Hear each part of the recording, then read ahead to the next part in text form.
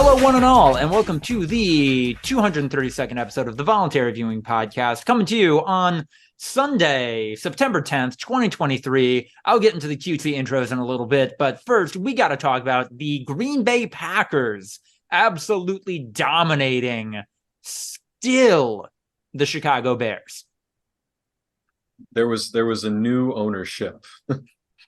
The ownership was transferred. Yeah, there was a bill of sale. Yeah. It's legal now. The best part is, like, as much as Aaron Rodgers is just shitty and I don't care, Yeah. I know that he's happy right now. Yes.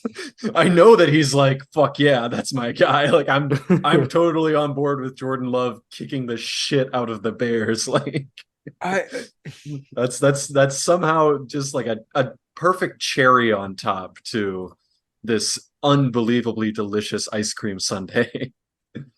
Because his entire career as a Packer, it was like, well, even the Vikings, even the Lions fans had to acknowledge, like, oh, Aaron Rodgers pretty good. The Bears were the only, like, rivals with such vitriol that they could be like, hey, still fuck Aaron Rodgers, though. And I know he's held that in his heart. Yeah.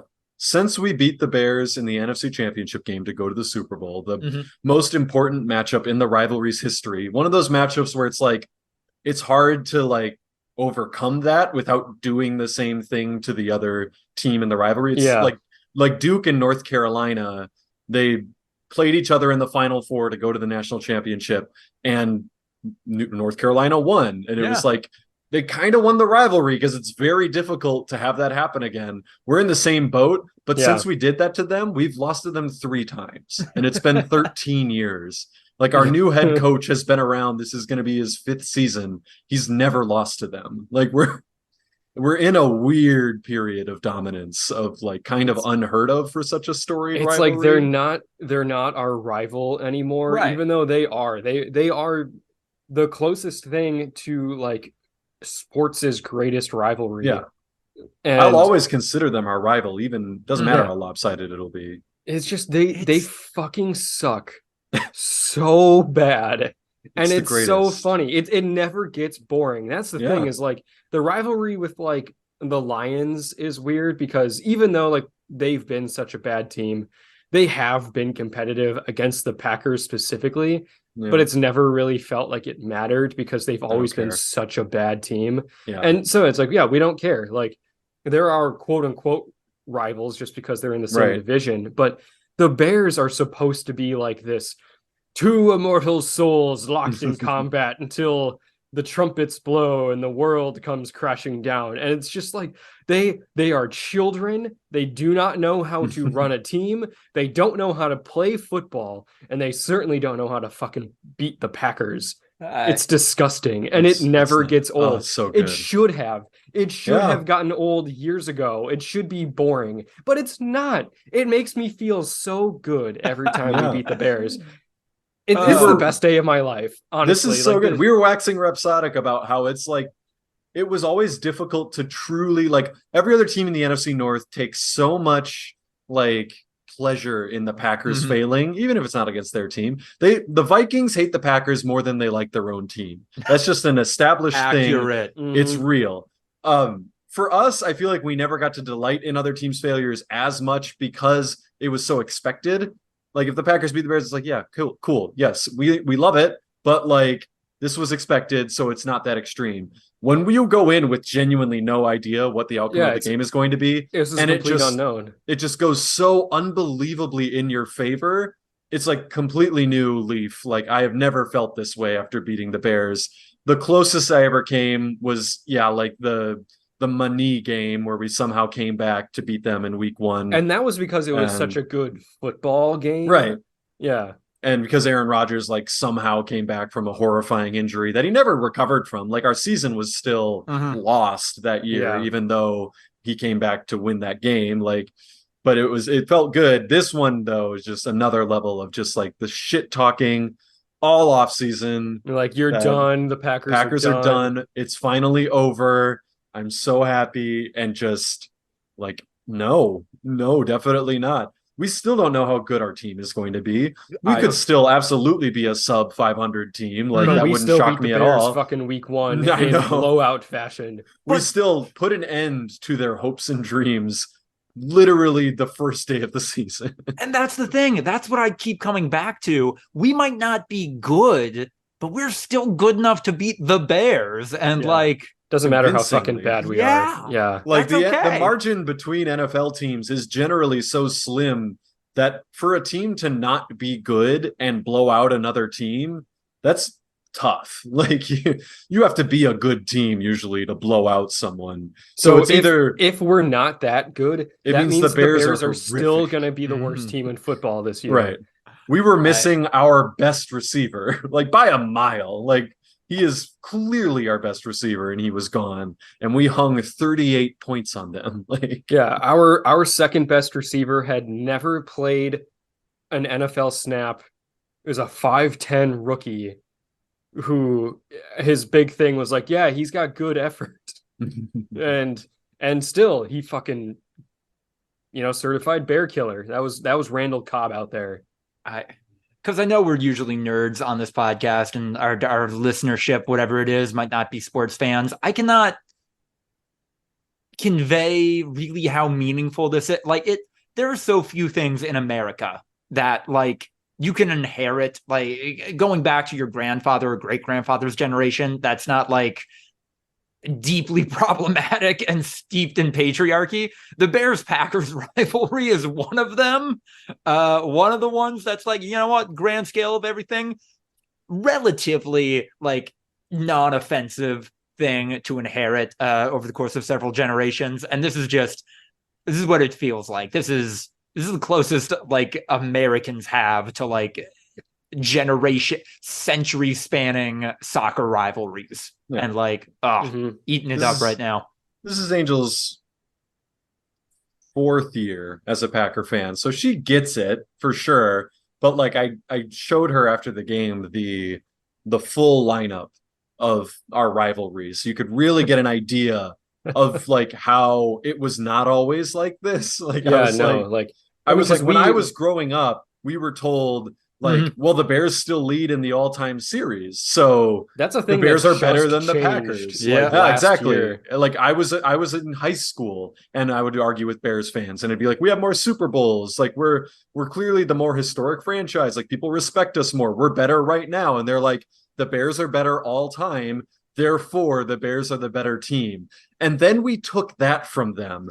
And then we didn't stop. Like, we kept beating them. We passed them when McCarthy was our coach. And now LaFleur is 9-0. We've won 9 in a row with LaFleur. Like, it's only gotten worse since we took the all-time series lead. And it was like, no, like since the 90s, we've been pretty dominant. But like then, the Bears were very good in the 80s. The Packers were trash in the 70s and 80s. Packers were obviously good in like the 60s, but like basically before then, the Bears were pretty lopsided, like dominating the rivalry. And this is a 100-year-old rivalry. It goes back to 1921. The Bears won 3 of the first 4 meetings. Like, they started out the better team, and then just that was 100 years ago. Yeah. The weird thing about Bears fans, about the Bears fandom, the Bears as a football team, I cannot, like, Chicago has a couple of really great historic sports teams. I cannot stress enough how much of that city, how much of that greater metropolitan area is a football community. Like, it is ingrained in the culture. Like, the people who are into the Bears are into the Bears. Like, there is no casual about that fandom in my experience. And they just suck. And they have for coming on 20 years now, at least. Yeah.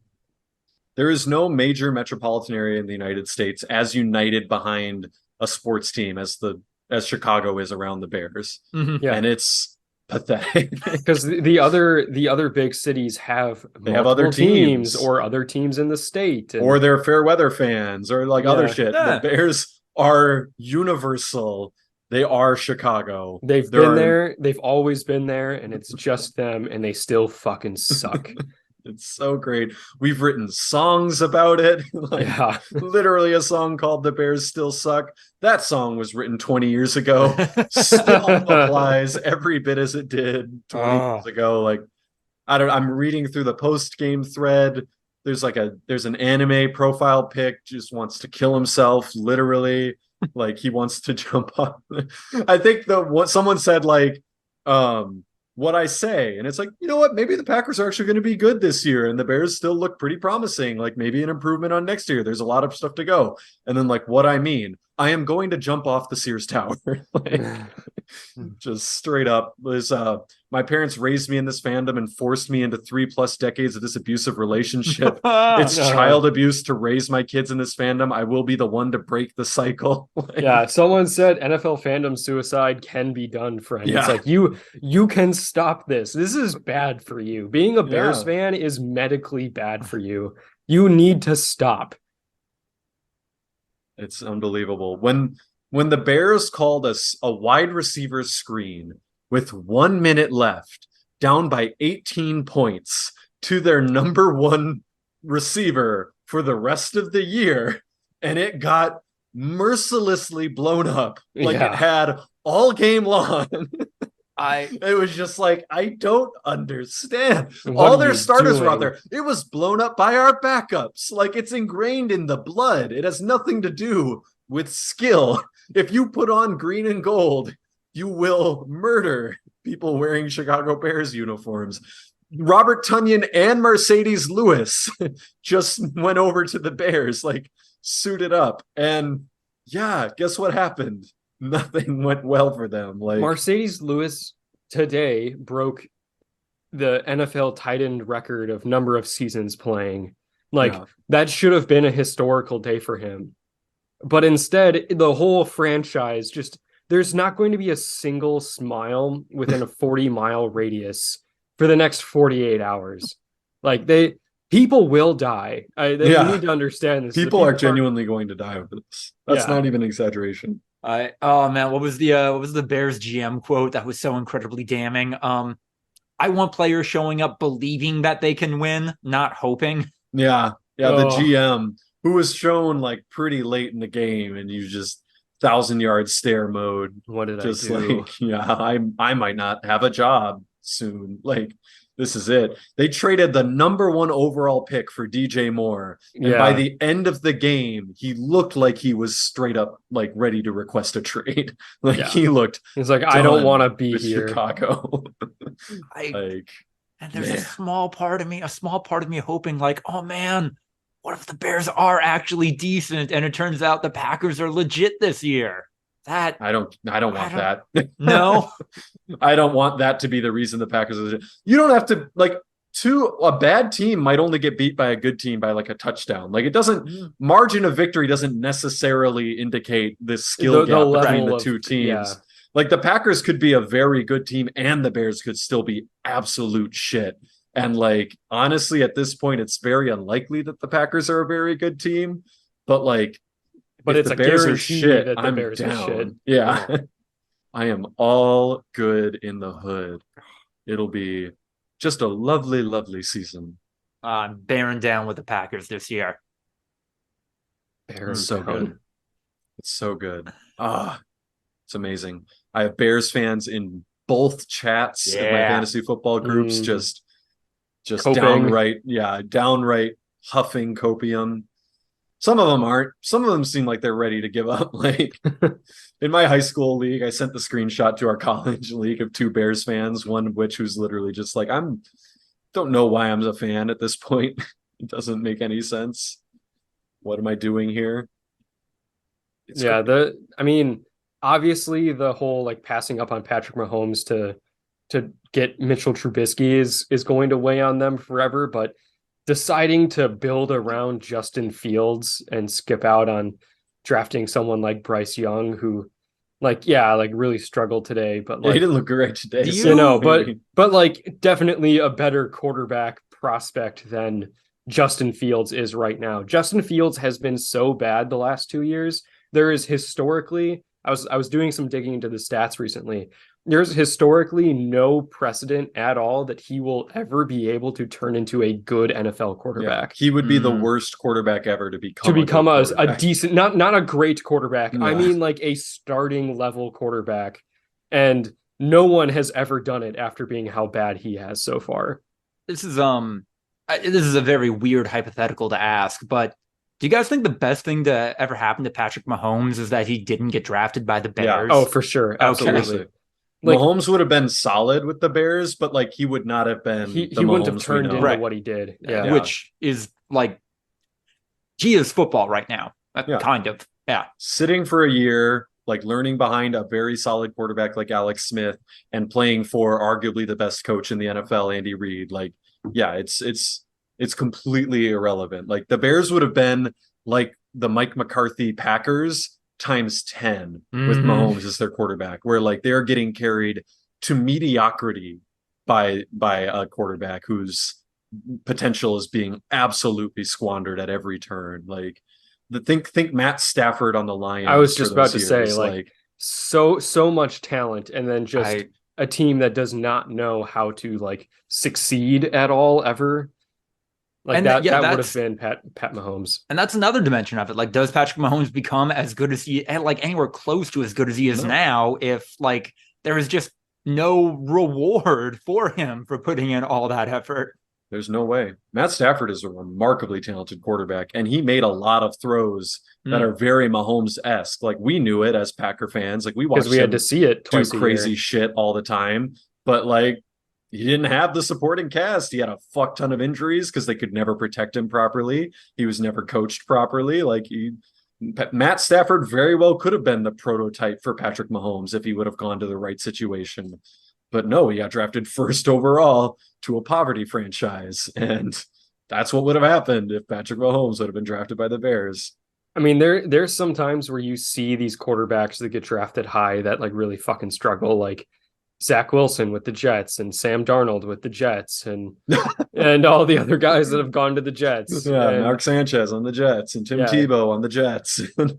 Like all of these guys had so much talent, and then like didn't just struggle, but like were so objectively terrible. You'll never really know, is it because like they are really bad and they're in a bad situation that makes them look even worse, or would they have made something out of themselves if they got drafted into a better situation? And it's really sad to think about. It's my favorite thing about the NFL is that the competitive edge is so fucking slim that, yeah, you could put a not good quarterback in a great system and situation. I think that's kind of Brock Purdy right now. Yeah, exactly. I think Brock Purdy's an objectively average quarterback who genuinely looks like a top 10 guy because of the system and the weapons and the coaching and everything like that. And you can be an unbelievably elite quarterback prospect who is put in a bad situation with a bad coach and no never protection, ever have anything to show for yourself. Just not be good. I think in almost every other position in the NFL, you can still develop into a good player in like a bad system. Like you see stud wide receivers, running back, like skill players on bad teams all the time, but you just not with quarterbacks. Like it's so crucial. Your performance depends on your supporting cast. And yeah, it's not a lot of people just thrown into the furnace of the NFL. Geno Smith failed on the Jets, doing great on the Seahawks. Like, he finally got into a good situation and got an opportunity, and he made it work. He's like the only guy I can think of who was like an actual reclamation in the modern NFL that has come back around to be straight up like pretty good. It's a great example of how talent is not it for quarterbacks. And speaking of things that aren't it or don't make sense, Ryan Holtz on the pod today. Can you explain to me how TV seasons work? There are discrepancies in the American Dad fan community. I saw that because I put together a report every day with like premieres and like events that I kind of send up to higher up executives at my company and everything like that. Yeah. And I saw, it was like the fall premiere of American Dad. Like it had a finale in May. Like you would think this is a new season, like, but they're they're claiming it's a continuation of the same season. Correct. Yes. And people can't even agree on what season of American Dad this is. Yeah. I think this boils down to DVD sales. I think at one point, like, episodes were bundled together one way for like home video releases that were different than how they aired originally on Fox. So yeah, it's also animation is weird. Right. Like the animation production pipeline is very strange. That's the only scripted TV on broadcast this year, and that's because it was all made a long time ago and was kind of all made all at once. And so yeah, to the animators, they're going to delineate the seasons differently from the networks, who are going to delineate the seasons differently from the distributors, who are going to, it's definitely kind of a mess. But yeah, for me, a season is like, how long did you take off between your co-seasons? If you took off for like 3+ months, to me, that's a new season when you're back. Like, I don't know how it is for everyone, but okay. Yeah, if your mid-season break is longer than like 3 months, I'm like, I think this is just a new season and you're just pretending that it's a continuation. So I will update the Wikipedia page shortly after this podcast recording. Based on my that is how I feel. my guy, my bro, he says new season. That's my source. In broadcast, it's very easy because we literally have a very defined September through May season. And anything that falls in there is a season. And yeah. But then like for Survivor and Masked Singer and stuff like that, when they do 2 editions in the same season, they still call them 2 separate seasons. So I don't know why you wouldn't just split them up anyway. Oh well. Is there, and forgive me if this is getting too far in the back end that you can't actually reveal, is there an advantage to branding something as like a new season? Like, is there, we get more of a jump with like a season premiere than we do with like a continue? Okay. You would think that, yeah, they would want to bill it as a new season because usually, yeah, that attracts more eyeballs. Like if I haven't watched American Dad in a few years and then they're like, new season, I would think like, I can maybe start here. Like it's a new in point, but if they're just like new American Dad, I'll be like, well, I don't know what the fuck's going on that show. Like, I don't want to hop in at some random point. Like, so yeah, you would think they would want to bill it as a new season and not bill it as a continuation, but who am I? Let me tell you, weird time to get into American Dad right now. Like, don't do this to yourself in 2023, listeners. Like, that's as you do it, Lucas. Listen, man. I got on this bandwagon when I was like 9, I think. Like, there's no. This is me now. It sounds like the Bears. Yeah, fandom suicide exists. Possible. Yeah, Lucas, you can get out of it. Break the cycle, rise above, focus on science. I'm not going to lie. A lot of it's sunk cost fallacy. Also on the pod today, we got the birthday boy, Andrew Clark.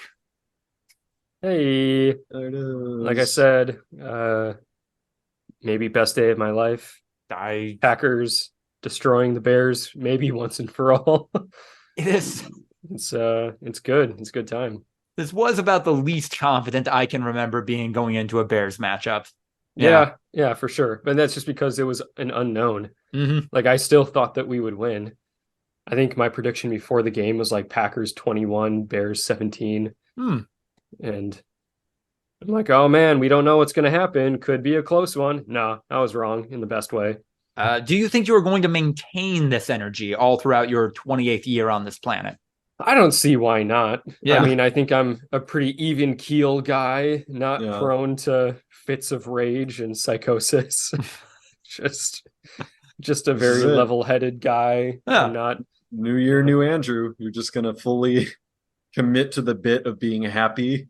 Yeah, no, dude, it's so funny. I got this idea. It's where I actually self-actualize and I make something of myself. It's gonna be great, dude. You're gonna laugh so hard. Yeah, this is an all-time. We're gonna look back on this in 20 years and you'll be like, that was the funniest shit anyone's ever done. Remember when you just like really exploded as a human being into like this perfect person who fixed all of the world's problems? Yeah. Not even the So world's, funny. just your own. Yeah, just my own. That's how it starts. Mm. First you, then your city, then your state, then your country, then the world. You're gonna do it. Hey, listen, rounding out this podcast, me, Lucas DeRuyter, I gotta say that as somebody who did the personal thing a while ago and is just waiting for the opportunity to do the macro version of that, can't complain. It's pretty great. Yeah. Yeah. Still in DSA? Done that? Yeah. I give them $10 every month. I read the newsletter. Do you participate? Not for lack of trying. Boy, I don't want to call people out because, community organizing, I recognize, very difficult, often a thankless job. But the fact that you and I, Ryan, weren't sure who to talk to or what meetings we were allowed to go to for like the first 5-6 months was, not ideal. Not the best foot forward on that one. Yeah. No, I'm out. I'm straight up out. Oh, you're not even money. Okay. You gotta give. It only works if you give.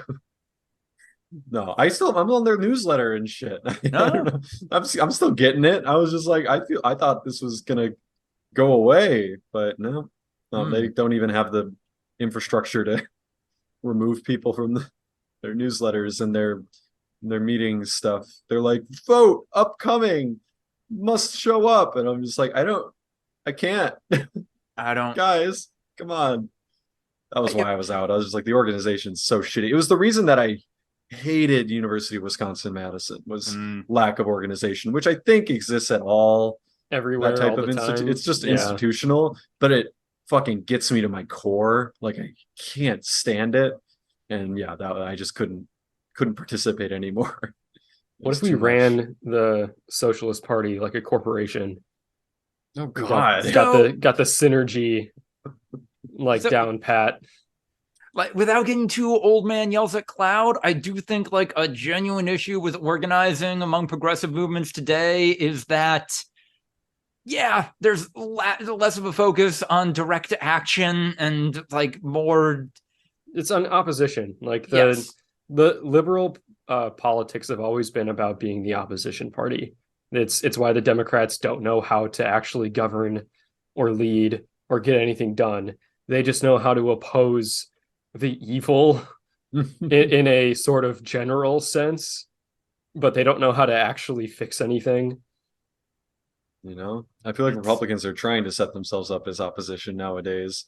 Me and Lucas saw a great critical race theory commercial right after the Packer game aired on local Wisconsin TV. We were watching a Wisconsin feed. Yeah, for Fox, that was just like a black dad telling his daughter like, and like, what do you want to be? Anything. Why is that? Because no matter your skin color, you can be whatever you want. And then it's like critical race theory seeks to end this. What that means? Not very much. Not with that wasn't even an ad for anything. That there was no like page for. There was no like. It was like watch PragerU shit at the end of that. That was just an anti-critical race theory ad, and that is buco bananas to me. There's like a PragerU for kids. Yeah. That like it's making the rounds. They're like tying it into several state schools, education legislatures. Yeah. It's horrifying.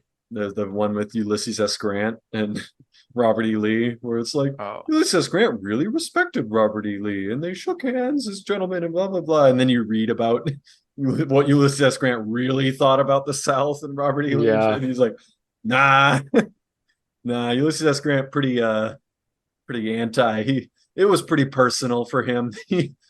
If you ever read about Sherman's March to the Sea, which was ordered by Grant, I think you'd probably get the idea that he was a little anti their cause. I mean, it's that whole classic. I mean, it's a modern classic, like the romanticized Lost Cause.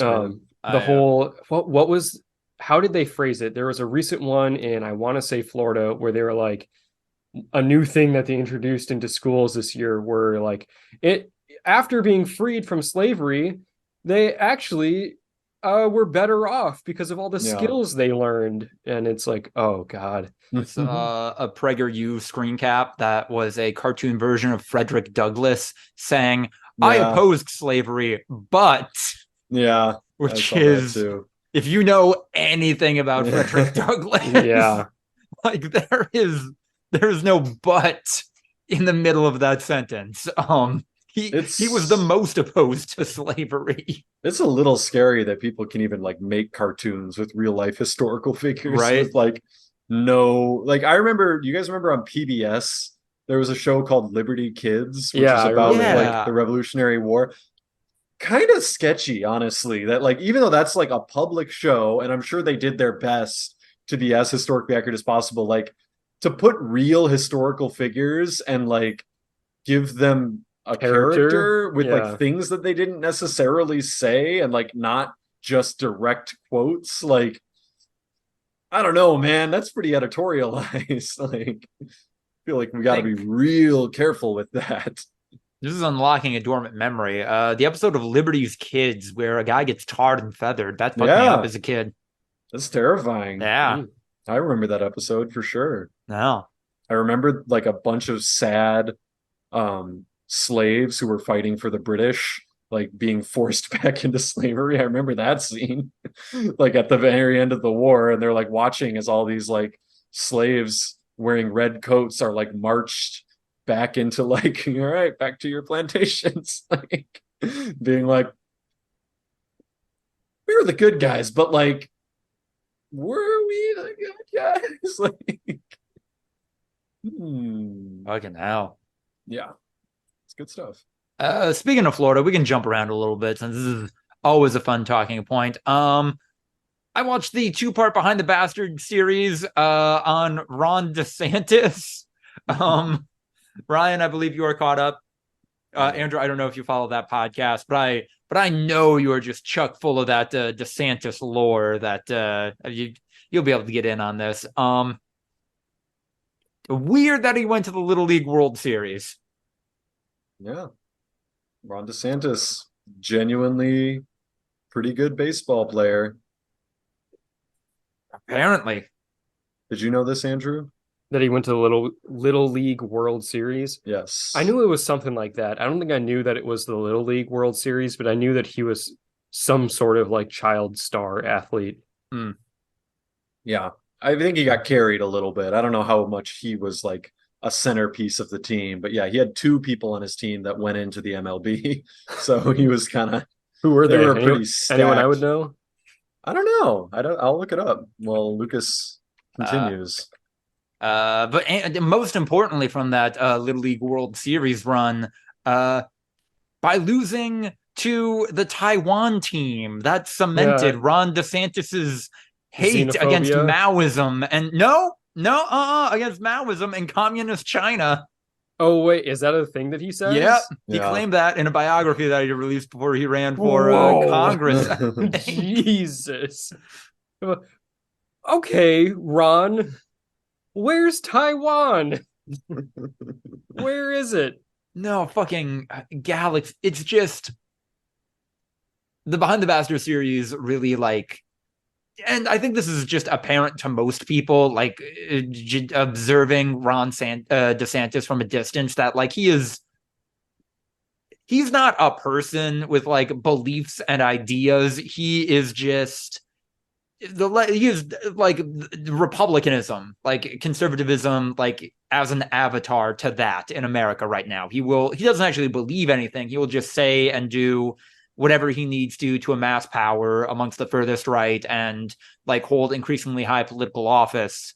It doesn't matter who he like completely, what population groups he completely fucks over in order to do so. Like that has been totally reflected in his voting record, in some of his politics. He originally tried to distance himself from Donald Trump when Trump gave him an engagement for his senatorial run. And then he highlighted that, I think, like during his like gubernatorial run. And now he's back to hating Donald Trump while trying to emulate Donald Trump in his presidential run. Yeah, it is I mean, he's trying to walk that line that all the other Republicans are walking of like, I'm so much better than Donald Trump. He doesn't deserve to be president. But if you like Donald Trump, then you would like me too, because Donald Trump was right all along, unless it's something that he and I are like, arguing about, in which case he's wrong and I'm right. Yeah. And I'm better than him, but we are the same. You should vote for me if you want him to win. Even though you could vote for him, you shouldn't vote for him. You should vote for me. It's mental gymnastics up the ass. Right. You have to beat him in a primary and then beat Biden in a general. Like, it's an impossible task. It doesn't make any sense. The podcast also highlights how like DeSantis is entirely a charisma void. He's nothing appealing about him. Yes. So apparently, like on a smaller political scale, his wife actually did a lot of the heavy lifting. Yeah. His wife was very much the face of his campaign, which is fucked up on a lot of levels. But maybe that's why he's struggled on like a national political scale, because he cannot wheel her out like that, because it just doesn't work at that volume to have somebody else being your hype man. That's the truth. Andrew, did you know that people are referring to Ron DeSantis derogatorily as a meatball because Trump calls him that, meatball privately? I have not. I've heard the whole like Ron DeSanctimonious thing, which that is when he dumb. Tried out. Yeah, that was never going to take off. I've never heard of Meatball Ron. That's so funny. Is it because he's vaguely like Mediterranean? Yeah. Mm-hmm. He's definitely like, he's very Italian. It's an absolute like slur. It's derogatory. Yes. Yeah. That's why he won't say it. Meatball like, necessarily derogatory. Yeah.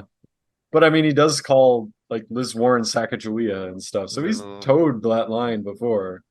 And then most importantly in the podcast, I really appreciated how it highlighted that a lot of the just abhorrent, just like anti-LGBTQIA, anti-education, anti-decency, for lack of a better word, legislation that DeSantis has been ramming through Florida in a shockingly narrow window of time.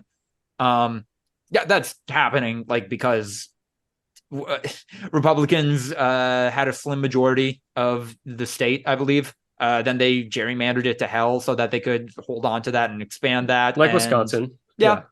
And also Ron DeSantis is just like, both like within Florida and due to like broader political connections, like he is just a stooge for every major Republican donor at this point. Like he is the most powerful Republican. So even like wildly unpopular stuff like the Don't Say Gay bill, like the by a sizable amount, the majority of Floridians like oppose that shit. But he can just ram it through because no Republican can oppose him because he will destroy them. They're out. Yeah, like they're not getting any funding from anyone after that. So I don't know. Like that was an important thing to remember, that like as Ron DeSantis is potentially the next version of populism and authoritarianism in the US, like this only happens due to like systematic stuff, local elections, which are broadly ignored by most Americans. Like, yeah, like that. It all feeds into.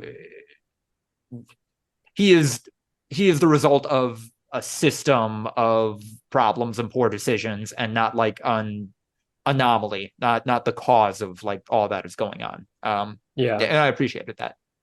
I need to go back. Like I appreciated that like very detailed description that you gave. I think it framed it really well, and like, not just saying that Ron DeSantis is a bad guy.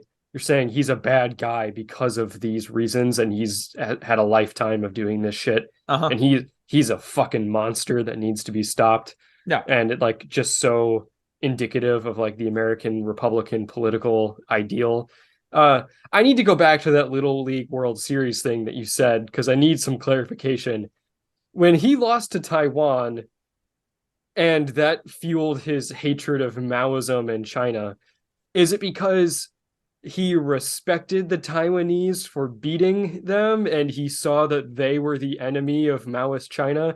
Or is he an idiot that thought that Taiwan was just part of China and went, I hate those commies? No, he's got like, yeah, the flimsy, like, I saw that they were no different from us. And like, I hung out with them and played ping pong and like, they're cool. So therefore, that's when I learned communism's bad. Like, okay. That was his idea. It's like he went didn't down. think that. He just wrote it in his book. Like, I know. Fact. Like, but it's the same thing as when the people in Florida, like, I went to Miami and I hung out with all of the rich former Cuban bankers. And that's where I learned how bad communism was, because they escaped from Cuba. Yeah. It's like they were the fascists in Cuba. Like, look, Cuba's in rough shape and Castro was a bad guy. And like, they did not fix that country up, but like the people that were kicked out of Cuba were kicked out because they were fucking monsters. Yep, that's kind of where we're heading, right? Ryan, what was up with the Flo Rida running joke in those series of podcasts? That was he definitely overused it. Yeah, I don't. It's Florida. We're talking about Florida, not Flo Rida. That got a little. I don't know. They got a little like, I don't know, maybe white people making fun of AAVE. Maybe, I don't know. That was. What? I don't think Flo Rida is AAVE.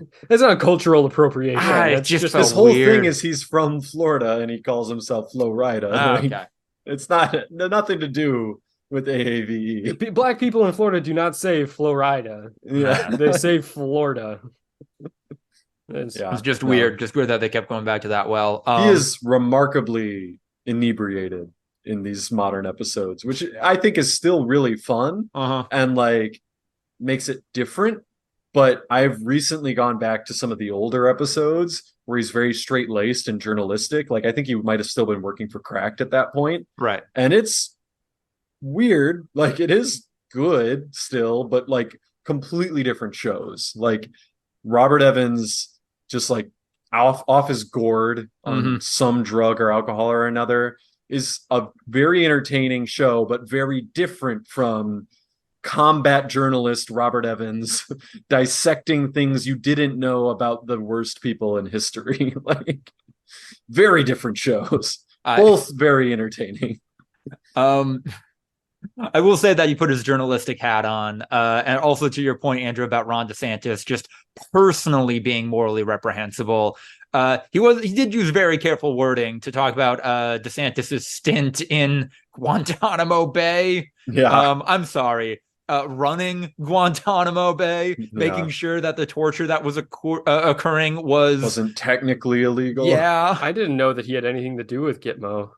He's a SEAL. That's why he says I was embedded with SEALs, is because he wants people to think that he was like a SEAL, but he was a fucking lawyer who like worked among other places on naval bases to make sure that like the soldiers weren't violating people's like basic rights, and he went in a way that would ever be found out. Yeah, he went to Guantanamo Bay and personally oversaw the torture of prisoners to make sure that it wasn't technically against the Geneva Conventions. And they did some shit that was against the Geneva Conventions while they're like forced feeding that he personally oversaw. I looked this up after that. He did wear a Navy like formal uniform during his wedding, which that might not be cool. His wedding at Disney World. Yep. Which is amazing now. I assume that he was a JAG, that he was he was in the Navy. He just wasn't a Navy SEAL. He was a Navy lawyer. He wasn't a combat anything. Right. That's so not like what he wants you to think. wearing his uniform is fine. That's not like stolen valor or anything. He was in the Navy. We're not saying it's stolen valor. We're saying it's corny as fuck. Yeah, no, it's dumb. It's stupid. The man the man sucks. It's not like this is what made you. Like, you went to fucking Yale, bro. Like, you could have done this on the private world, but you wanted to run for political office, and you knew if you served in the military, that would get you ups. And he absolutely tries to cash that check whenever he can by saying, I'm the only veteran on this stage and blah, blah, blah. Like, And it's like, you weren't in the shit, my guy. Like you were on a military base working as a lawyer. Like whenever I heard him say I was embedded with SEALs, I thought that meant that he just like visited like a military base in Iraq for a while or something. Like, because I've heard people talk about that. You know, they're like, yeah, I served with the like whatever, and it just means that they were there for a while. Yeah, no. More overseeing torture. Torture. Yeah. Okay, gotcha. More people going on hunger strikes because of mistreatment, and then personally approving force feeding to make sure that they lived long enough to be tortured. Yeah. It's maximally.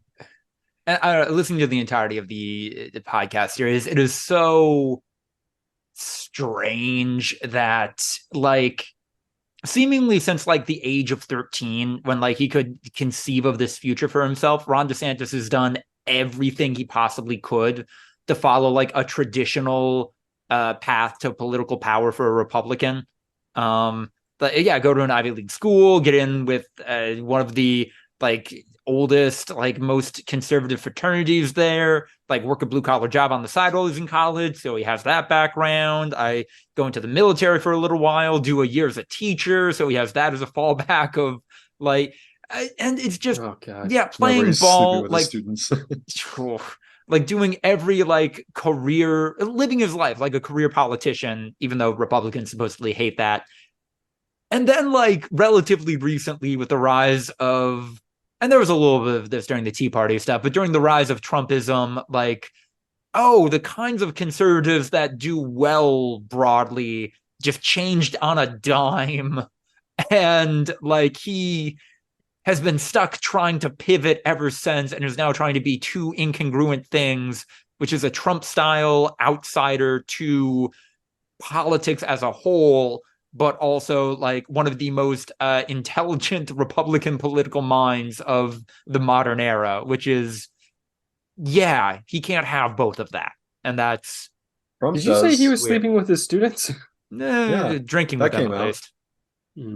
Yeah, he was like fresh out of college as like a 23-year-old, and there's like a bunch of pictures of him like getting drunk with his students at like high school parties. And Trump is the one that kind of when he first realized that they were going to be like combatants, he was like, all right, oh, this couldn't be Ron would never do that. And like throwing it out there like, I know you, dude. I wouldn't go too far against me or shit might happen. Trump does it. Trump's a fucking straight up old money UPenn Ivy League, like he still gets to pretend that he's like this outsider who's trying to upset the established order. So DeSantis thinks he can too.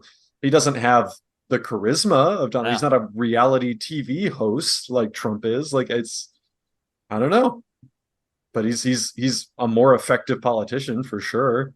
Like he's much better at solidifying his power than Trump ever was. Like if DeSantis was in Trump's shoes and somehow was president from 2016 to 2020, I think he'd still be our president. I think he would have found a way to solidify that power. Like I think that's what's so dangerous about him is it's like he's a joke now, but he's much better at sticking around than someone like Trump would be if he gets his way in. If he finds a way in, it's over. He's a joke because Donald Trump is making him a joke. Yeah. He doesn't even have those sort of like stupid ass gaffes that like Lauren Boebert or Marjorie Taylor Greene have, because those kinds of like Republican politicians, those are actually dumb people, right? Who have found their way into positions of power. DeSantis is, like Lucas said, an intelligent guy who knows how to get his power where he wants it to be.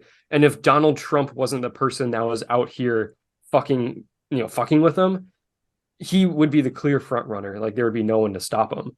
And like he doesn't have those sort of gaffes where people are like, oh, look at this fucking idiot, look at the shit he's doing.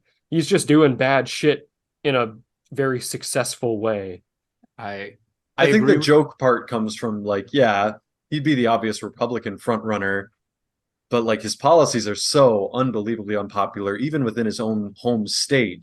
Like he can't beat Trump in his own home state. Once again, assuming Trump's out of the picture, like I just don't see how he wins a national election the first time.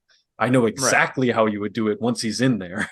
Like I have no underestimations of his ability to maintain power. It's just I'm not sure his path to getting that unchecked power in the first place.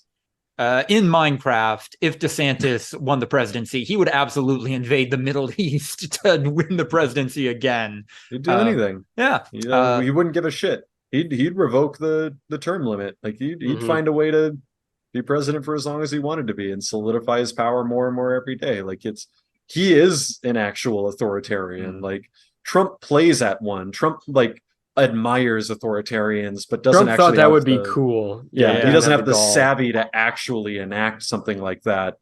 DeSantis those Italians, they invented fascism. They know how to do this shit better than anybody. DeSantis doesn't have that initial charisma that'll get you over the hump in the first place. Like he is laughable when it comes to like shaking hands and trying to be a regular human. In that vein, and Andrew, to go counter to your point slightly, although I don't think this technically counts as a political gaffe, the podcast did bring up Ron DeSantis and Puddinggate. Fucking fingers. What? Did you hear that story? No. It was reported that on a plane during a campaign stop, they were flying, he had a pudding cup and he couldn't find a spoon. So he scooped the pudding into his mouth using his fingers, apparently like ravenously, like he hadn't eaten in hours was the report. It's just like...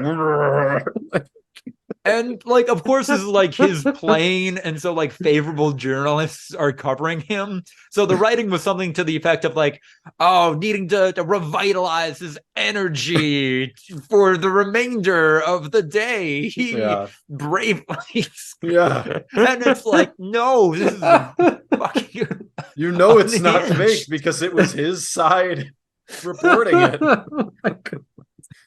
That's so fucking gross. It's so weird, dude. It's like you couldn't think of anything else. Like, my God. People even on the podcast instantly were like, you take the lid and you like form it into like a little spoon or something. Or just squeeze it into your mouth. Yeah. Your mouth. Or the cups are plastic. They're flexible. I've done that. Like, get any other snack, bud. Yeah, dude, even a fork or even a knife. That shit would work better. Yeah. It's a thick pudding. You could absolutely eat it with a fork. They compared it to Amy Klobuchar eating her salad with a comb. And then they were like, that was worse. The comb is worse than the fingers. But they're in the same neighborhood. I don't know what salad Amy Klobuchar had, but you could eat a lot of salads with your fingers. Like that's fine. Yeah, it's weird. More fine, but yeah. It's more fine, but it's still fucking weird. I wouldn't trust someone digging into a salad with their fingers. All the dressing going everywhere. Speaking of weird stuff, Overwatch heroes have canonical birthdays and ages now. Like a lot of the game, these seem poorly thought out. Yeah, I saw that on Twitter, and everyone was like, wait, what about all these other things from the canon that make that nonsensical? The most eyebrow raising one is like one of the newer ones, Kiriko, being like 21, and her cousins, who like it is very much painted in a lot of the lore, a lot of the side stories that she grew up around them.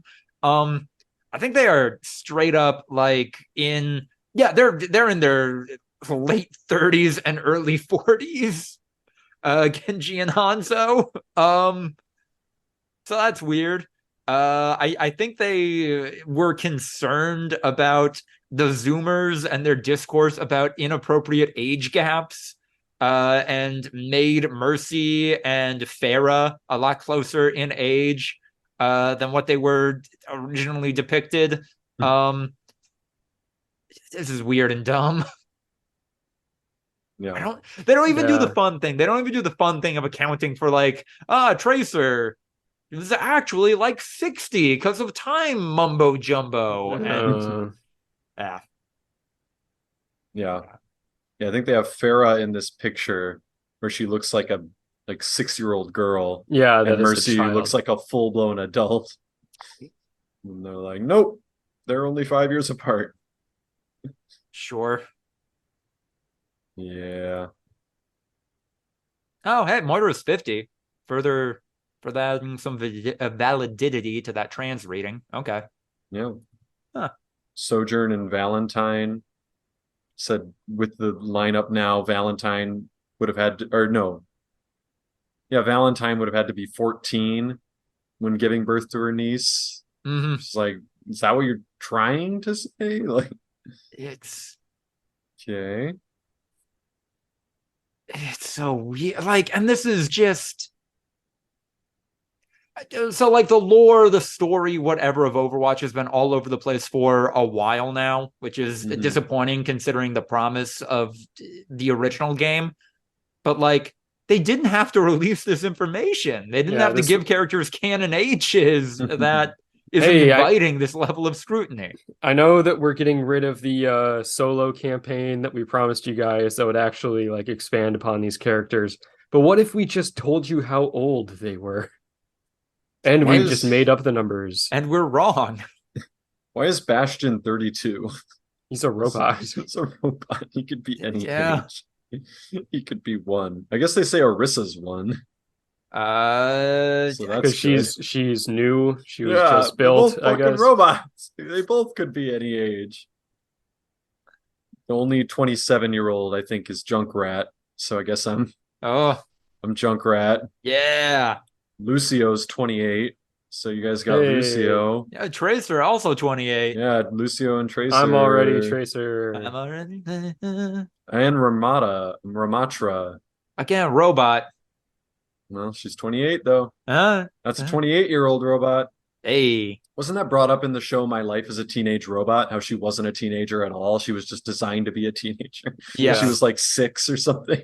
It was like, I don't want to dive into why this adult man inventor could have clarifying. It was a woman, age. To be fair, adult woman inventor. It's not necessarily better, but okay. Yeah, I forgot that the inventor was a woman. Is making the robot a teenager. That, God, it has been a while, but I also recall that show being unnecessarily horny, and definitely some subsets of the internet are still into My Life as a Teenage Robot. Gross. Which has not been making new episodes since 2006. Yeah. It's been 17 years. It only ran for 4 years. It wasn't like very popular. There you go. Yeah. All right. Well, that's the only news item I have. Anything else going on in the world we should talk about? I don't know. What you got, Andrew? What's been going down in human world? Human world. I kind of like this. We've got more Category 5 hurricanes. Woo! Yeah. Yeah, no, it's bad. They're worse and more prevalent than ever. If only we have some sort of explanation about how this happened. They're only gonna get worse. I saw at the end of the Packer game a local news story about how Madison area high school was late to a cross-country meet because the bus did not arrive. What is the buzz amongst the community on this issue? Andrew, you're a bus expert. I know nothing about this, man. Like, I know. I think at the moment I was like, oh, Jesus know about that. He works for the Madison School District. But we don't have him. Someone call Jesus. Get Jesus on the line. Oh, God. We need our Madison area bus expert. It's like Pawn Stars. Yeah. I got a guy. This is my bus expert. Yeah. Let's see what's going on my local there's a Ralph's gas station going up in my neighborhood, which feels weird. Ralph shouldn't. Just gas station or both? Well, like, it's not going to be like a full-on like grocery store that also does gas. I think it's going to be like mostly gas, but also like a little bit of a bodega thing. which is also weird since it is very close to a full-blown Ralph's. So yeah, I don't know why this is happening. I don't like it. Sorry, I'm just scrolling through the My Life as a Teenage Robot wiki. Yeah. How tall do you think the robot is? Jenny. 5'8". Fucking 6'6". Yo, Jenny's wow. I bet she can hoop. Jenny's 6'6" and weighs 600 pounds. I buy the 600 Absolute pounds. unit. That's a fun bit of robot. Okay, so everyone else in My Life as a Teenage Robot is just I know, that's what I'm going to say. Are they like, actually tall? Because I don't remember her being particularly tall in the show. Yeah, no. All these other guys are like maybe a little shorter than she is. So I guess everyone else is like 6'3". Yeah, I don't remember the name of the guy in the vest and dress shirt for some reason. You should get out there. You should get balling. Yeah, Brad Arbuckle.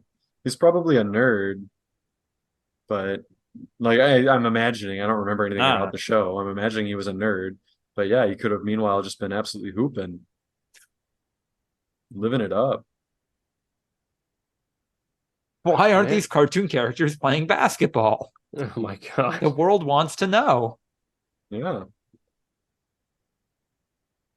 No, I don't know. Yeah, I don't see any reason for why she was a teenager. The title, Ryan, the hook. I think her creator wanted to have a teenage daughter. There were 8 predecessors to her. Oh, really? 8 prototypes who she considers her older sisters. So are they also teenagers? Were they built as teenagers, or were they built as they are adults? A spectrum of ages leading up to her being 16. So she progressively made the robots younger. I think she progressively made them older. Correct. Yes. Yeah. So then the robots are growing up? Like the robots grow and develop? No. Oh. No. She just made a baby robot first and has been making slightly older robots since. So, but she considers the baby robot to be her older sister. Yeah. I mean, technically it is, right? Yeah, I mean, but that's just a weird thing that they did as creators of the show. I'm looking at the Wikipedia or the wiki article for XJ5, like one of the siblings, and it says age unknown, preteen like. I want to send you this picture, and you tell me what about this robot makes her a preteen? Like, what part of that robot is preteen? That is a satellite. In what universe is this robot a preteen? Maybe they're characterized as such. Cool. Yeah. Where? Why? Like it's just a satellite thing. That's all. That's all it is. Weird. XJ6 looks kind of like a person. XJ7 looks sad. Oh, I guess that's her thing. Is she's sad? XJ8 is huge. Damn, she should be hooping. Yeah, they don't have a height. But if Jenny's 6'6", very tall, thick set, and muscular looking. Boy. Damn. A tomboy. Boy. I feel like all of these characters were made for like one episode when they needed story outlines, and they're like, what if there were earlier prototypes who were like her sisters? And then they were like, oh, we got to find like lore. And then the fans were like, all right, here we go. Hey, what if fuck the animators? What if fuck the storyboard artists? We need 9 new character designs, all fitting along this theme, all showing a through line in design and even a progression in how they look. That we are going. There isn't a progression though. They all look completely. They all do look different. Yeah, they all might as well be completely different. XJ8's got to be at least 9 feet tall. Why? If Jenny's 6'6", at least 9 Like feet. one of them is an egg, one of them is like a spider monster. One of them is, I think, a power drill. And one of them a is ray like, gun, I think. Yeah, a ray gun, yeah. And then there's like the floating satellite one.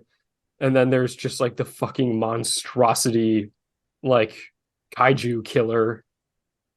And then Jenny, the teenage robot. Oh wait, there's a brother too. His name is Armageddroid, which probably Why? they should have thought about when they designed the robot that Armageddroid would become a bad is that robot. their actual name? Yeah, that's his actual name, Armageddroid. Most powerful brother, created 20 years before Jenny to protect Earth from an alien invaders, the size of a city block. But now he's evil, I guess. So there's that. With a name like Armageddroid. Good friends with Kilgore. Ah. Whoever that is. I don't remember this show very well. I was gonna ask, like, clearly we're not big on My Life as a Teenage Robot. What do we think is the best animated show to premiere on Nickelodeon in the aughts? Oh, premiere in the aughts? Yeah. I was gonna say because SpongeBob, obviously, but no, not quite. My Life as a Teenage Robot was actually in the 90s. What? So it only ran for 4 seasons. 4 years. The original pilot was called My Neighbor Was a Teenage Robot, which was produced in the 90s. And then the actual first episode was in 2002. That's right. Nickelodeon used to like to sleep on these. Yep. Hmm. Original pilot of My Life as a Teenage Robot premiered as part of the Nickelodeon series Oh Yeah Cartoons, like a month before 2000. I don't know. Let's get a list, huh? I got Nick former cartoons. programming premiere date. I mean, Danny Phantom is the one that comes to my head first. Oh, iconic Butch Hartman. But I'm not positive that that's it. So programs broadcast by Nickelodeon. Okay, and we can sort by. So like just there's current programming at the top. Yeah, we're not doing current. There's no way. Go down and then there's former programming, animated Nicktoons. You can sort by premiere date. Yeah. And then okay, I don't know anything. The Fairly Odd Parents. I don't know anything post Legend of Korra. All that shit, never heard of. Damn, Rocket Power just narrowly missing out on the criteria. Yeah, not that great anyway. Same with the Wild Thornberries. Mid. When did Rocket Power come out? 99. I watched Cat Scratch. That shit was weird. That's right. You guys watch Cat Scratch? I watched an episode where they go to the moon. It's pretty great. One of the guys plays basketball and it's fun. That's the only thing I remember about that show. Honestly, I do nothing but dunk in lower gravity. I mean, the honest answer of what is the actual best quality show is probably Avatar. It's Avatar. I was going to say, I don't even know if Avatar should count in this conversation because it's almost like you have to exclude it. Yeah. And then I think if you're excluding it, it's between Fairly Odd Parents and Danny Phantom. Yeah.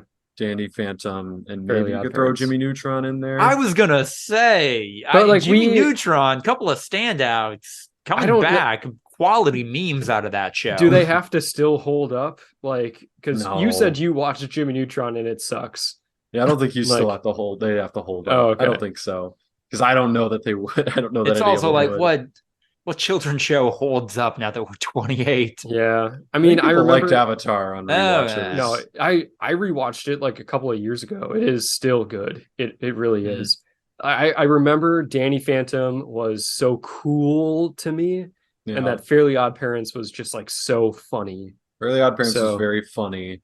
Yeah, Danny Phantom was like for the vibes. Yeah, Avatar was like good. It was just a good show. Good storytelling.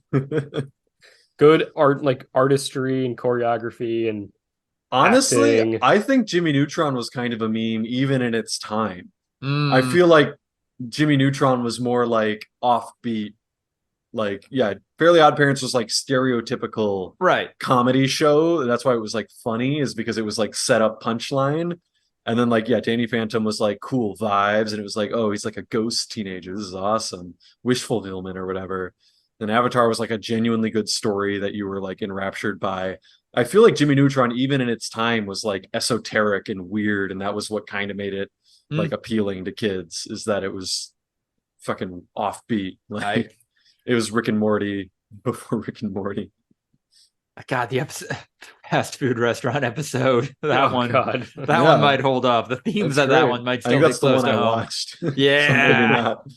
I remember, but it would always have like weird one-liners. Like I remember it was like a forgot your password thing, and Sheen and Carl were reading them, and one of them was like, father's maiden name. Like it's like weird shit. I mean, there's his like, dad was like on a banana. Yeah, his dad was a closeted gay man. Like the mom was clearly like where he got all of his like everything from, but the dad was just there sometimes.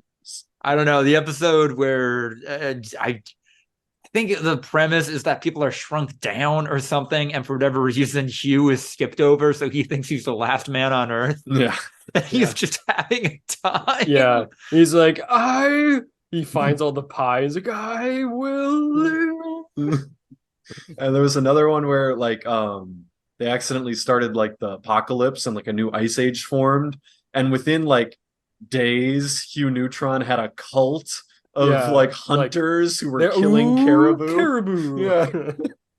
Like just like weird shit, but it was kind of fun. The sick episode where they shrink each other down to go like kill viruses and stuff. To this day, that's what I think of when I'm sick, of like how I want to not be sick anymore, is like I just want to like rip like, and then if you look up what viruses really look like on a microscopic level, like it's the way they were portrayed in the show, like little weird legs with like diamonds that hold the virus RNA. Like it's weird, but they did it pretty accurately, and so that's what I picture, just like ripping these viruses out of myself so that I'm no longer sick. Like all right, so Avatar probably best, the best actually.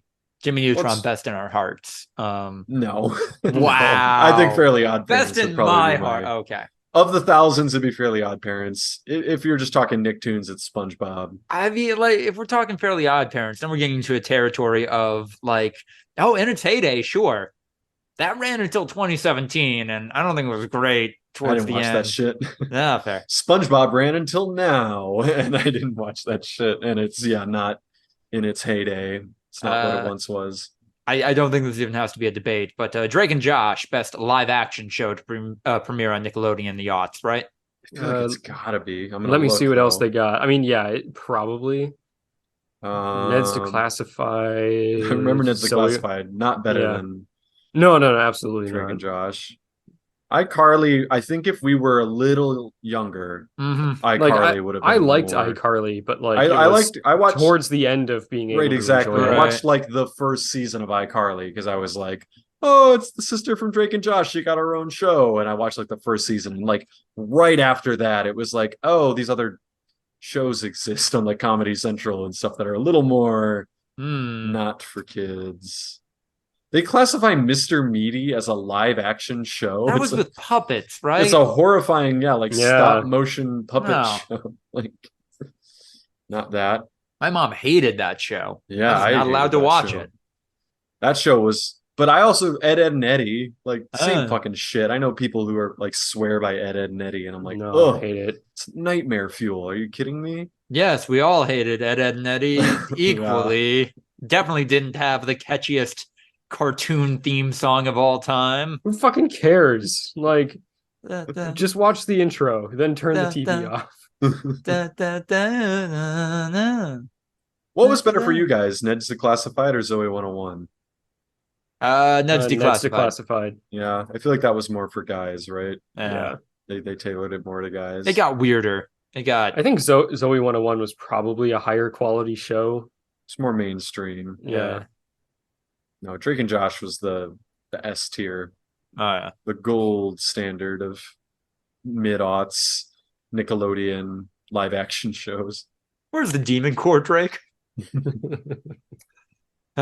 Getting self-referential on that one. If you want that to make sense, go listen to the podcast before this one. Also, damn, if you got a show on Nickelodeon, it stuck around for a while usually. I think they made all the episodes all at once. And Oh, that's right.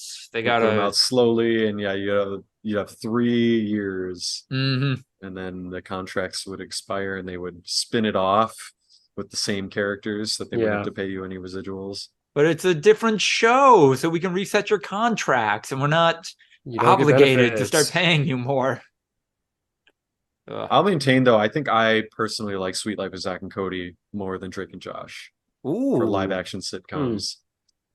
I think that was overall higher up than Drake and Josh for me. So I don't know what that says about me, but that's a real thing that I'm willing to state openly. God, what a weird career Josh Peck has had. Yeah. It's dropping nukes, son. No. Prior to that, one of the last major films he was in was A Bully and Drillbit Taylor. Yeah. He was in what's that was a long time ago. He's been in shit. Yeah, he was in Red Dawn, the remake. Oh yeah. Where it's not Russians anymore, it's Koreans. Yeah. Is he in anything in production? Upcoming. There's a thing called Junction, starring, I don't know any of these people. Actually, I know Sophia Bush, but the stars I don't know.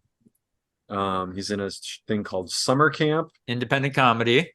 Yeah, that doesn't look. It's Diane Keaton, maybe. Okay, Kathy Bates. Yo, what the fuck? Eugene Levy. Hold up. What? No, wait. Is this the thing? Independent comedy film. Huh. And then he's in Nate and Al. The Jesus, the storyline for Nate and Al, the little synopsis: Al Kaplan and his gang of wisecracking Holocaust survivors plot to capture a Nazi war criminal before he's deported back to Lithuania. Nate, Al's estranged grandson, is unwittingly lured into the plot, and his relationship with his grandfather begins. It's got Richard Dreyfuss and Josh Peck. Is Josh Peck Jewish? Is that a...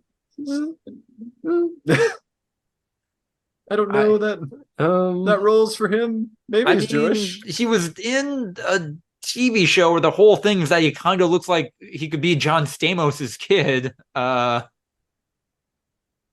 He grew up with his mother, Barbara Peck, who was a career coach, and his maternal grandmother. Peck has never publicly identified his father, who was a married co-worker of his mother. Huh. He was the result of an affair. Peck is Jewish, as are both of his parents. He grew up in Hell's Kitchen, Manhattan. Oh yeah, you see it. Peck is Jewish, as are both his parents.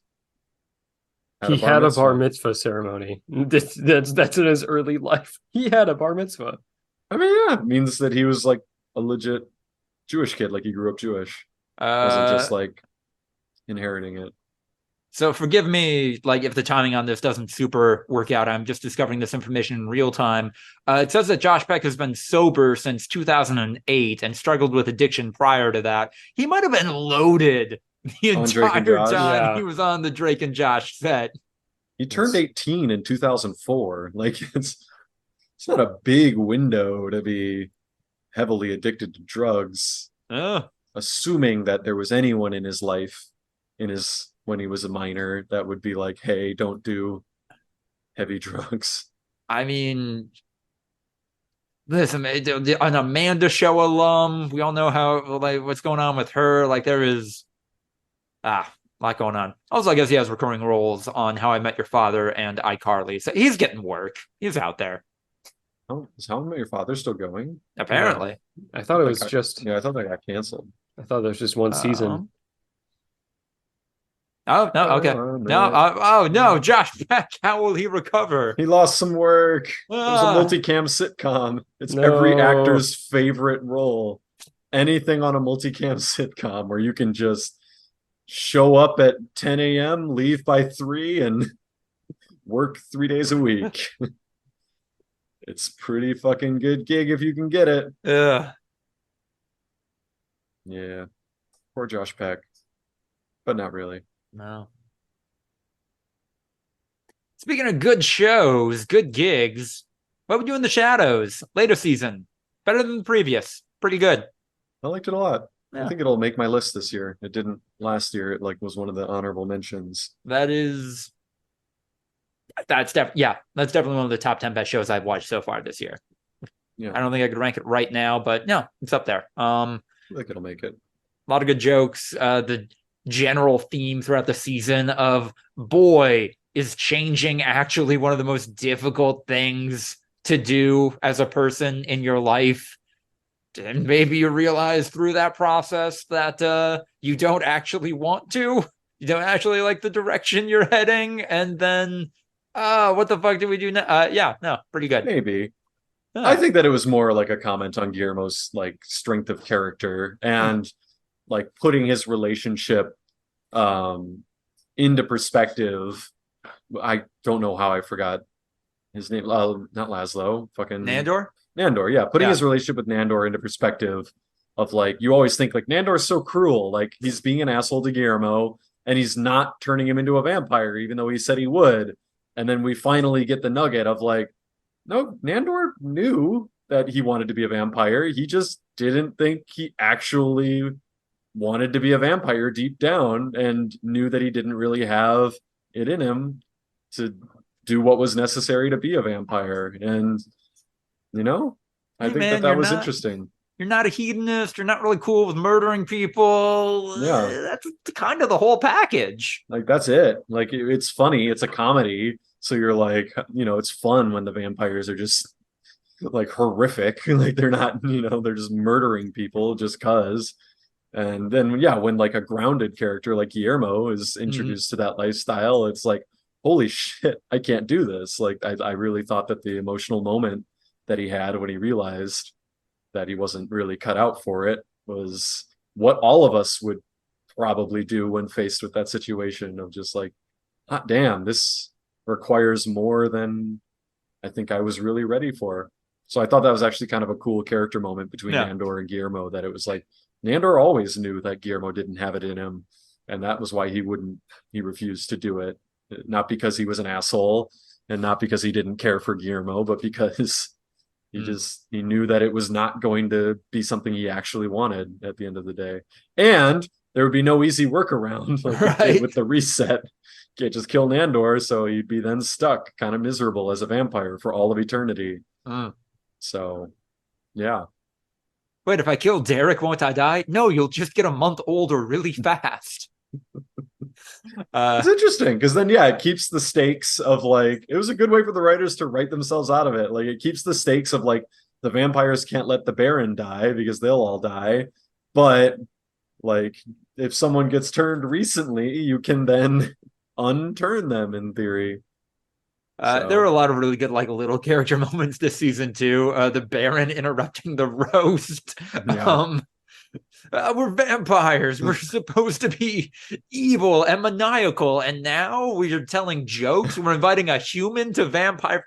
I take that one back. Sean, you're cool. I didn't mean that. The Baron is a great, just like underrated character who was introduced, I don't think, with any foresight whatsoever, and has now become like a linchpin of the group, like an actual driving force of like moving the plot forward.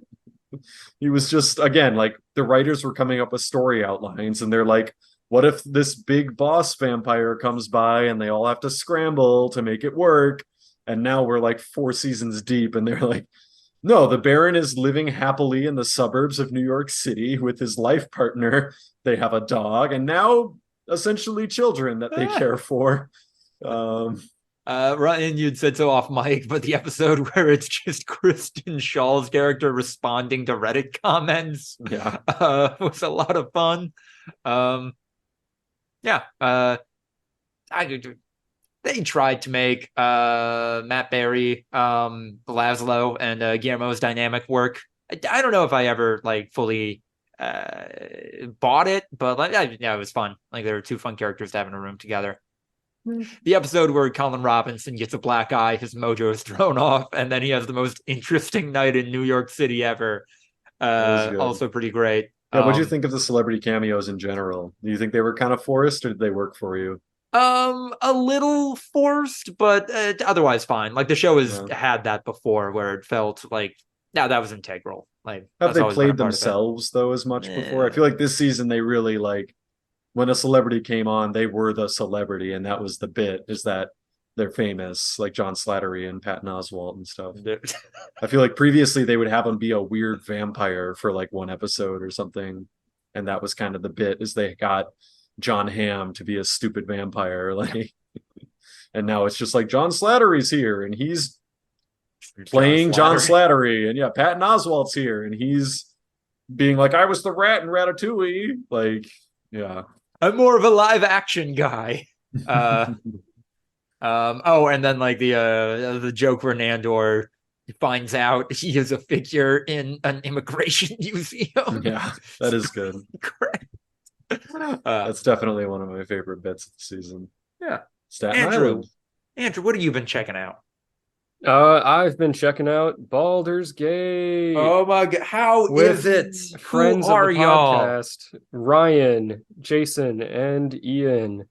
So two of the members of the party just, made characters, and, Jason might have motivations that he's just not telling us as a bit.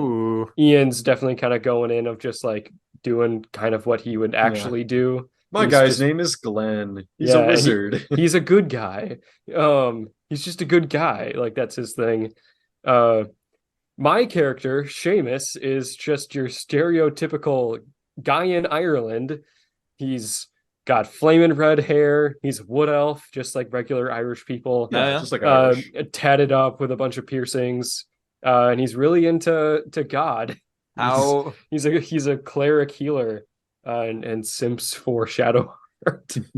How has that affected his interactions with the world? Has Seamus done anything so far that Andrew would not have, or not done something you would have? I mean, like, I have a hard time making like evil characters when I RP, so like I don't want to make Seamus be like a bad guy that is actually interesting, or like have super like in-depth relationships and that sort of thing. It's mostly like a make a lot of jokes about the Christian religion. And that can work in a campaign. And then do mostly good things, but because it's what he thinks he's supposed to do. Like, and like if he gets challenged on it, he might just completely fold his ideals. So wow, you're getting into the heart of Catholicism. Where it's like, he's an Irish Catholic. That's his whole thing. Okay. I can't wait to hear how the guilt associated with that manifests over the campaign. Yeah, it's fun. It is unlike any other game I've played. I mean, it's because I've never played Dungeons and Dragons. Anyone that's played that before or has a good understanding of how that game works probably is familiar with how to work this game. I'm not. Like, I'm going in fresh.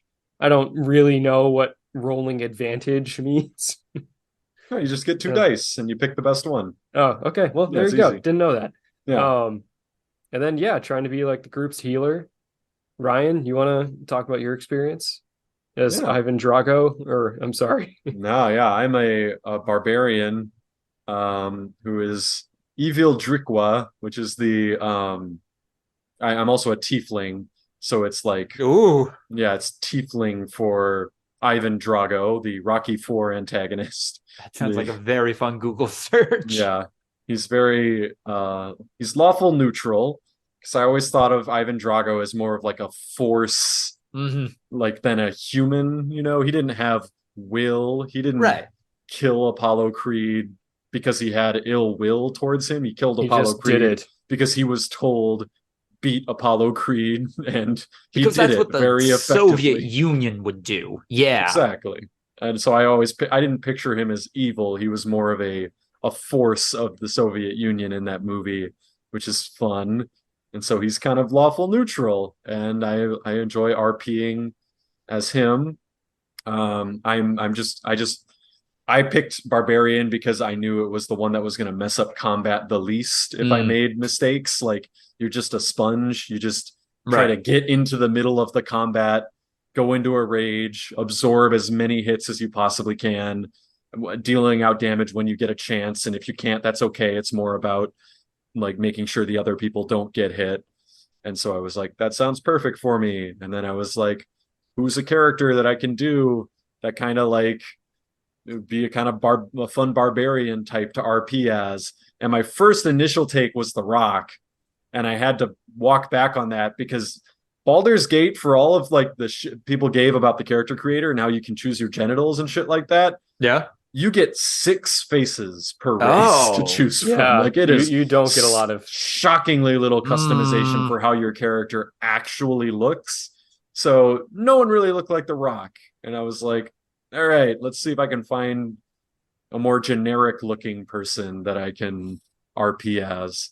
So yeah, now I'm a Russian man who, for now, like I plan on giving him more character development as the campaign goes along, but like as he stands, he's basically just a big dumb idiot who lumbers around with his buddies and kills people when he's given the chance. Yeah.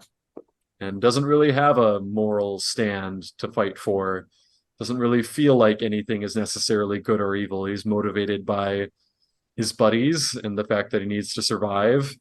And yeah, there was one time where why don't you tell him about the incident? A vampire woke me up in the middle of the night trying to bite my neck, and they gave me 2 options, and one was like, hey, I get it, you know, we're all just trying to do our best here, and one was attack him. And I was like, I don't think Ivan Drago would let that shit slide, so I'm gonna try to attack him. And probably could have like held back, I've realized since, if I didn't want that guy to die. But no, I like loaded it up with like advantage and like guidance and bonuses and shit, and just fucking stabbed a stake right through his heart, and that was the end of that character. This guy was a main character. Yeah. This like this an was important like member of 4 hours campaign. into the game. One of the first people that you meet, he was a main character, and Ryan just fucking murked him. And we were all like, yeah, let's go. Hey, I believe that Ivan Drago would go into that scrape fully cocked, right? Just ready. I was like, if it was any of the other 3 members of our party, I think all of them could have found a character reason to legitify letting it slide. I don't think my guy would have let it slide, especially early in the campaign. I plan on introducing some character development so that it would maybe make sense towards the end of the campaign that he can be a little more flexible. But this early, like, there's been nothing where I could be like, introduce a maybe softer side or a little bit of nuance. So it would just make no sense for him to just starkly let a dude trying to potentially murder him just go. Like, it's no big deal. I'm glad you stuck to your guns. I'm glad you were like, I'm playing a character. Yeah. This character would kill this dude. It's going to make for a more interesting campaign, I think. Damn Not right. metagaming as much of like, I know this guy's important, so I should let him live. Like, just like, nah, if this fucks us up, it fucks us up. This is the campaign we're on. Has the multiplayer been serviceable, and how has combat worked, like playing with 4 people? We haven't had any issues with connection between the 4 of us. Yeah. It's just the aspect of everyone has to be there in order to play. You know, you gotta actually get a group of 4 people together in their late 20s, which is not always easy. Like a real D&D campaign, baby. Yep. Yeah. But no, it works pretty flawlessly. The combat is it's just turn-based, like D&D. At the top, you know, they have everyone roll initiative, and they just list the characters in order of like what they want to do. And you can just strategize a little bit and work together as a team.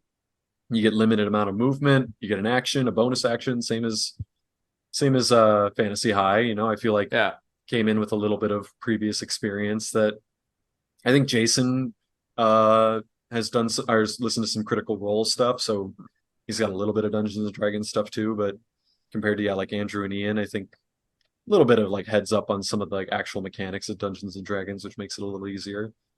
But yeah, I want Andrew to get in there more. I had discouraged it in our first couple of bouts where they all made me hang back. I was like, Andrew, you can't just be the healer and run headlong straight into the battle. But at the same time, it's not as fun if Andrew's just like sitting there waiting for a chance to heal someone. So we got to find a way to incorporate the healer into the combat more, and that's a group thing. The first like real like long play session that we had, we, had finished the tutorial area and we were like exploring for the first time, and we came across these really weak enemies, and I hit one and it didn't do quite as much damage as I was hoping, and he had like 1 health left. And Ian said, I got him. Again, I'm a melee character, or like my weapon is a melee weapon. So I hit this thing with a hammer. And Ian said, I got it, and shot an explosive ice bomb at it, like a magic ice explosion, which killed the thing and me, and killed Andrew, and made Yes. the center of the battlefield coated in slippery ice for both sides. Yeah, no forethought whatsoever. He was just like, ice bomb, let's fucking go. I had used up all of my like healing spell slots. Like I was fucking out. They had to help me up, and I had 1 health. I had to tank that fight basically because he killed you. He had very little health. I think he severely damaged Jason. Like, Jason I was the only one unaffected by the move, and I fortunately was in a barbarian rage and was able to just like kill a couple of guys, and Ian finished the last one. But I didn't have quite a huge understanding of like how spell slots work, so I got up, I healed Ian, I healed Jason, I healed Ryan. I was out of heals then. I couldn't heal myself. We walk into this next area. It was like a church or whatever. We come across these dudes, and they want to fight us, and they target me first. I go down in the first move. They shoot me with an acid bomb or something, and I fucking go down. And then this was a long fight. The rest of the fight, we had to grind it out. Yeah, just dead. Oh, and then as soon as it was like in a better spot, like I think it was Ian helped me up. And then the next thing that happened was a guy shot me with an arrow, and I went right back down. It was like 5 rounds of just me being dead. And no healer. The AI is smart. Like the AI knows to target people who are low, and they knows especially to target healers when they're given the opportunity. Like the same way that a dungeon master would if they came up across an encounter. Like they're not picking targets at random. So that's why the idea behind the barbarian is like get in front of people so that you become a bit of a blocker, because if they try to run past you, you get an attack of opportunity and everything. And the AI knows that you'll get an attack of opportunity, so they have to be a little sneakier about trying to target you guys if I'm like out in front of the group. So it's pretty good, honestly. Like I've been very surprised with how much fun I have doing it. I think me and Andrew were both like pretty on the fence, and like could be fun, could be one of those things that kind of fizzles out pretty quickly, but I think we're both, if anything, more excited to play now than we were when we started. So for sure, it's cool. I've got to get in there. We'll get our own campaign going. Yeah, let's do it. After I get through Armored Core 6, beat the game once. I'm on a New Game Plus, which means I'm a third of the way through the entire game. Got to get New Game Plus to beat this entire thing. And yeah, this game has given me the opportunity to become a true ace mech pilot. And I'm there. I did it. I fought the Chapter 1 boss in New Game Plus. I had noted repeatedly in the previous podcast, very difficult boss fight, challenging. To really, like, you have to mechanically understand what's going on in the game to even stand a chance. One and done it on New Game Plus. Just rolled up my bisexual 4 shotguns, couple of blaps, done. Nothing to it. Even when busted out a flamethrower, I'm like, nope, I know that. I'm taking you down. Yeah, I'm enjoying it. Anti-capitalism metaphor, dehumanization under capitalism metaphor, still going really strong. The last fight in the original run of the game, boy, it did that From Software thing of, hey, we're going to give you a really challenging boss fight, but also they got a sad story, so even after you win, you don't feel super good about it. And I'm into it. I'm customizing my mechs. I'm adding custom decals, custom paint jobs, getting in the weeds on some builds, having a ball. Love it. Yeah. All right. Is that it?